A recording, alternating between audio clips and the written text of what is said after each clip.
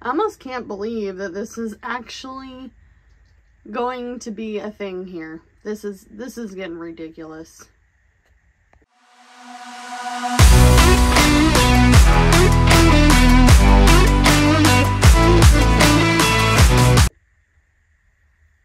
Hey everybody, it's Amanda from Amanda's Budgets. I just wanted to come on here and finally make this ridiculous video that I can't even believe that this is going to become a thing. I don't even know where to begin. Maybe I should start from the beginning so that way we all have an idea of what I'm talking about. I'm going to move my paperwork aside. So, if you are new to my channel, welcome. My name is Amanda. I'm 35 years old. I live in Oregon. I do cash budgeting. I do cash budgeting where we stuff envelopes. We talk about low income finance. I talk about frugal living, and I save as much money as I can on my low income. So if you followed my journey for quite some time, you know, but I'm telling you that I need a recap. So in October, November of last year, 2023, I was renting an apartment. I had previously been homeless a few years prior.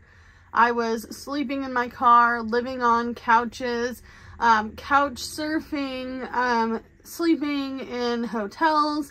I was literally flat homeless, okay? Then I got into an apartment. It took me 11 months to pay off $10,000 in debts.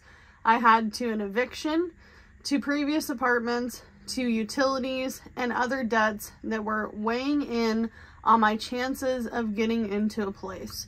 I had been evicted from a previous apartment when my rent at my low-income apartment went so high that back 7 or 8 years ago now, I was paying $11.90 for rent. Now, I am currently living in a single-wide mobile home park. How did I get here? So, after paying off all my debt, getting into an apartment, I had dreams of buying a home. I knew on my low income that I had to really be honest with myself and say, hey, we can't afford a house in this area. I live in the Palm Springs of Oregon, where everyone is either rich or poor, and housing was really high. At that time, $400,000 to $500,000 was the average house in my area. Well, as things got completely out of control with the housing market and inflated, and then everyone got 0% interest for X amount of time, houses went up to $600,000 or $700,000. They still sit at that market price today or higher, except for interest rates are now out of control. 23-24% interest in this area. So I had to really sit down with myself. I was like, you know, we really don't have that much debt. We have our car payment, and we're doing DoorDash, Uber, Lyft, and we're working all of these really low income, crappy jobs. And I need to figure out how I'm going to get out of this apartment, because even though I had just gotten into that apartment, I was like, this is not going to be my long-term plan. I can't live here forever. I can't live here forever. They raised the rent 9.9% every single year. So eventually I got bought out of my own apartment, to where last November I was so desperate to not pay the rent I was going to pay in December, which was when my new lease would come about. I was like, I can't pay that. I can't pay that. I'm already working more than I ever should. I was working a pizza job where I was the store manager. I'm going to take a drink of this because I'm losing my voice. I don't know, maybe it was from screaming out the window of the car last night as I read through this paperwork, and I mean that internally screaming. I didn't actually scream. I truthfully think I'm just getting sick. But I couldn't pay for that apartment anymore. I was already working the max. I was a store manager. I was making hourly wage, which is really unheard of for a store manager, especially a GM or an assistant manager. Usually there's salary, but I had been working myself into the ground. I was doing DoorDash and Uber pickups for airport at 6 a.m., going to my job at 10 a.m. and not getting home until 11:30, 12 o'clock at night. My husband was driving so much and he was doing so many deliveries that he literally worked 6 to 7 days a week. He was our only delivery driver. And on days where we had days off, he would literally opt in to go to the city so we could work more gig working. So we were really, really scared. We were like, what are we gonna do? I wasn't telling anybody at the time that my intention was to get into this single wide mobile home. I had looked at another one literally down the way for me. The gal wanted $8,000 for it. It was a piece of junk. It was worse than this place that I'm in now. There was no hot water. There was issues with the water heater. The water heater was new.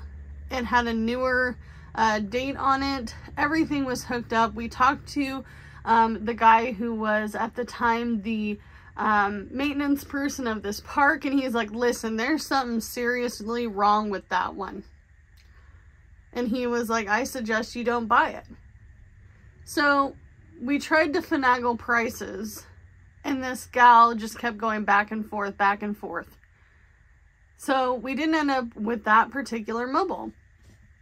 But in November, after exchanging information with the landlord of this particular park, because when I was looking at that other park or other mobile home in this park, I had to have information to see if I can get qualified for the park. So you have to be approved for the park before you can buy a mobile home in a park. So November hit. I just got our new lease information, and I said, okay, I need to call this gal and see if she has anything for sale. She's like, well, I'm selling my mobile home.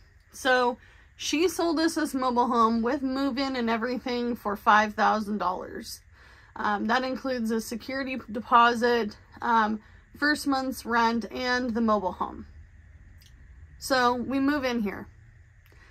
There are so many things that have changed since we moved in here.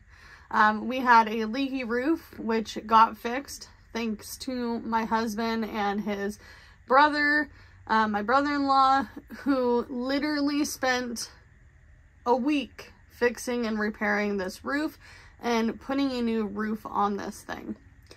Okay, not only that, but we realized that there needed to be a major upgrade to our bathroom. This is an original 1966 single wide bathroom.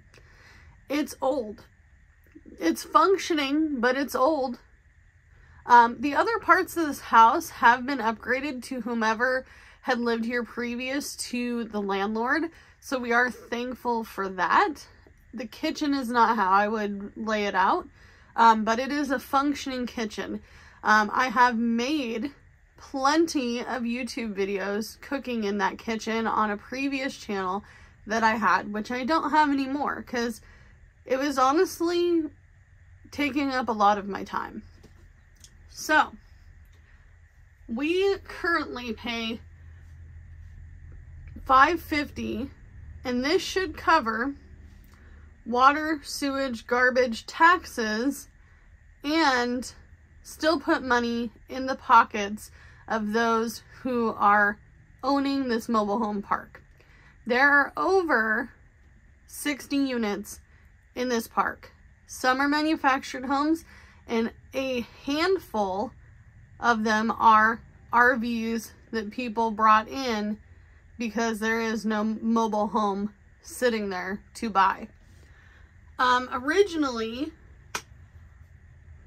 we were told that we were unsure of how things would go because about 4 or 5 months ago, we were told that this manufactured home park was put up for sale. Investors bought it. Investors for a previous company that I rented from wanted to buy it, but they did not actually win the bid.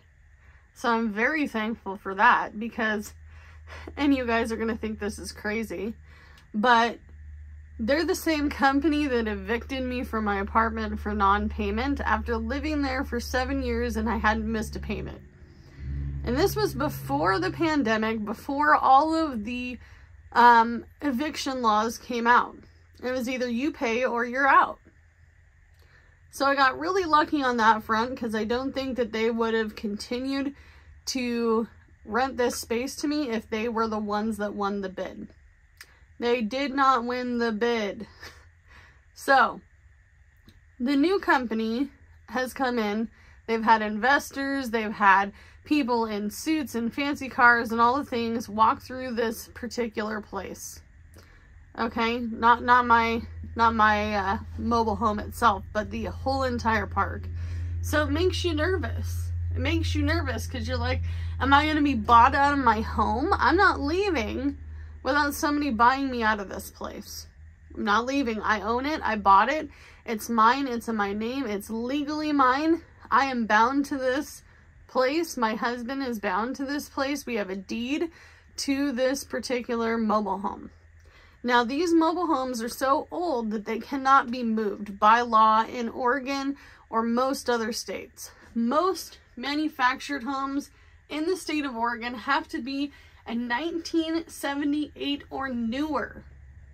How do I know that? Because out of curiosity and for self-funded independent research sake, I called around to every mover, including the guy that I had been talking to for the last 10 years. If I bought a mobile home, could you put it on a piece of property? Could you put it in a park? Could you do this? And he told me all the laws. He's like, I don't even know if they can tear it down. So, because they can't have us move these out of here, and I've talked to the woman in the main office, and I said, are you going to buy us out of this park? Are you going to rip these down? Instead, they have decided to add some embellishments to the contract in which they are building for us, since we currently still don't have any leases with the current company name on them, and we don't have any sort of ability to know what the changes are until I got this particular letter. I was like, wow, this is ridiculous. Residents. This is the letter. This is the double letter that I have in my hand. Right here. They sent us these. Dear residents, we hope this letter finds you well. We are writing to inform you of important changes regarding utility billing that will affect you in coming months. Effective January 1st, the property management will begin charging residents separately for trash hauling services. You will be provided a 64-gallon trash can, which will be picked up every Friday. Trash must be placed near the road, at least 5 feet from obstructions, including vehicles. I can't even talk this morning. I am so wound up about this. That's why I'm stuttering over this. Trash services, a flat rate of $33 a month, will be charged for trash services. Effective January 1st, the property management will begin charging residents separately for water sewer services. This charge will continue as following. Water sewer services. Charges will be based upon usage and record by sub-meters. Over the coming weeks, contractors will be visiting the park to install sub-meters beneath each home, as well as address groundwater improvements to the park. Low water pressure issues have been a consistency. Once the sub-meters are installed, management will begin collecting water sewage usage data. This data will be distributed to you to help better understand your usage, and you can identify leaks in your home. You will have an opportunity to address leaks detected before billing begins on January 1st. This letter is a 90-day notice required, come on Amanda, required by the state of Oregon regarding changes to utility billing and further. I'm reading without telling you the park name. So this gives an example. They gave us an example of, I'm gonna try to show this without showing all of my information, because I don't really want to show you what park I live in. I'm hoping to be able to fold this. All right. So these are the current water rate and unit charts that they give. These here, I don't know if you can actually see them. I'm going to try to zoom in or lift it up. There we go. So these are what could be your charges for water, sewage, all the things.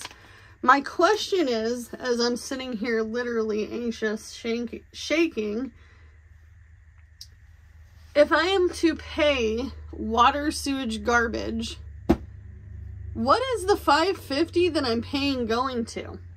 I understand taxes and the need to make money, but this park literally makes quite a bit of money. If there is over 65 units in this park, they're paying $5.50 a month times, we'll say, I'm guessing that there's about 70 units. Okay. So that's how much they're making a month times a year.